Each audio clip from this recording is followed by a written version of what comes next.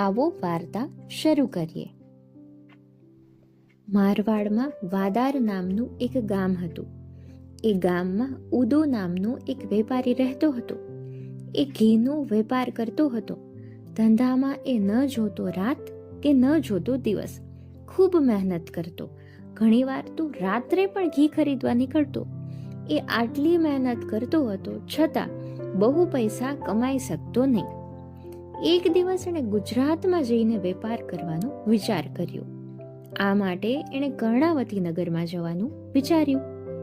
નક્કી કર્યા પ્રમાણે એ કુટુંબ સાથે કર્ણાવતી નગરે પહોંચ્યો. કુટુંબમાં પત્ની અને 2 પુત્રો હતા. ઉદો કર્ણાવતી આવ્યો ખરો, પણ અહીં તો એને કોઈ જાણીતું મળે નહીં. અહીંના સગાવાલા કે ઓળખાણવાળામાં કોઈ જ નહીં. સૌપ્રથમ એણે દેવ દર્શન કરવાનું વિચાર્યું.